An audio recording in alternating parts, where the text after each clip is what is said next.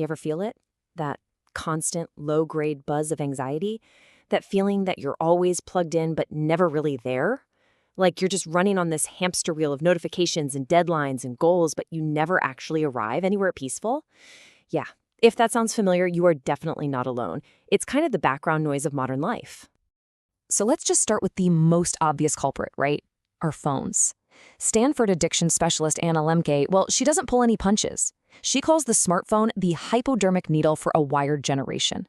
See, our relationship with these devices, it's often not just a bad habit. It's an actual addiction, and it's engineered to keep us coming back for just one more little hit of dopamine. And this image, yeah, it kind of says it all, doesn't it? We get tangled up, just falling into this little black mirror in our hands, always chasing that next notification, that next like, that fleeting sense of, I don't know, connection. But it never really fills us up. It just leaves us feeling more drained than when we started. But, it's not just our phones. The problem goes way deeper. We've kind of adopted this keeping score mentality for life itself.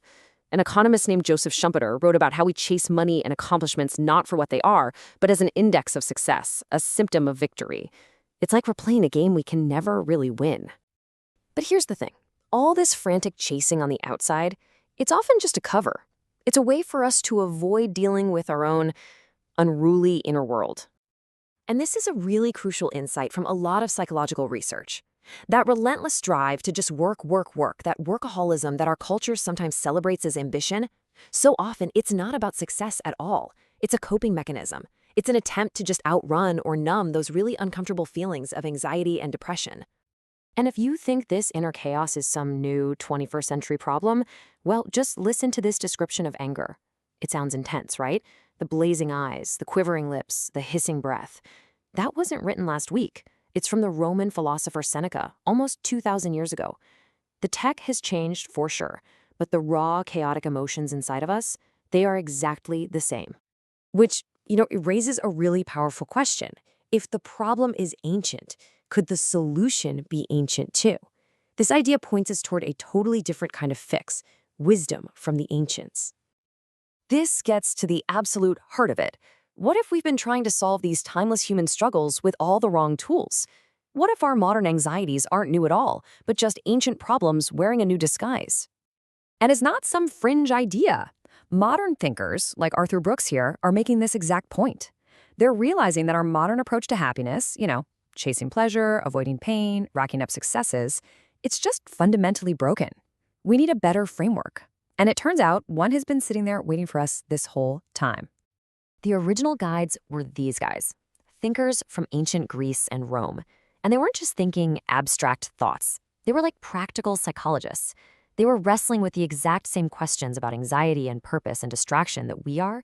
And they created what is essentially a user's manual for the human mind. So what does this manual actually say? How can their insights help us deal with our crazy world?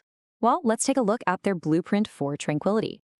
Okay, so Aristotle kicks things off by totally flipping our idea of happiness on its head. He called it eudaimonia, and it is not a good feeling you chase, and it's not some destination you finally get to. He said it's an activity. It's about human flourishing that comes from living a life of purpose and virtue and excellence in your actions. It's all about what you do, not about what you have. Then you get the Stoics, like Seneca and Marcus Aurelius, and they built on this idea, creating this incredible contrast with how we usually think today. So on one side, you have the world's view. Happiness is all about externals, money, status, pleasure. You are what you have, and you should avoid pain at all costs. But the Stoics' view flips the script entirely. They say happiness comes from your internal world, your virtue, your reason, your self-control. You aren't what you have. You are how you choose to respond. And challenges? Oh, you don't run from them. You use them as a chance to practice being a better person. So how does this actually help with our modern anxiety? Well, the Stoics offered a super clear 3-step process. First, figure out what you can control and what you can't. That flood of emails? Can't control it. Your reaction to it? 100% within your power. Second, and this is huge, remember that it's not events that cause you pain, but your judgment about them. Your post didn't get enough likes. The lack of likes isn't the problem. It's the judgment that your self-worth is tied to it that causes the sting. And third, you reframe every single obstacle as an opportunity. Total game changer. The Roman Emperor Marcus Aurelius, literally the most powerful man in the world at the time, he captured this internal focus perfectly in his private journal. He reminds us that peace and strength aren't things you find out there somewhere. They're an inner wellspring, a fountain of good that can never ever run dry, as long as you just keep digging. So, when you put it all together, this isn't just a collection of cool old ideas. It's a profound challenge to our entire modern way of life. It's a call to action. It's a call for living an examined life. And maybe nobody embodied this better than Socrates. He actually described his whole purpose as being a gadfly. You know, that annoying fly that stings a horse to wake it up. He saw his job as waking people up from their lazy, unthinking lives.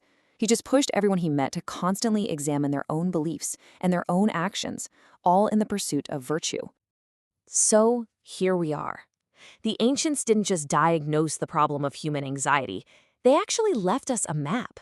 It's a path away from that chaotic chase for things outside of us and toward an inner, unshakable peace.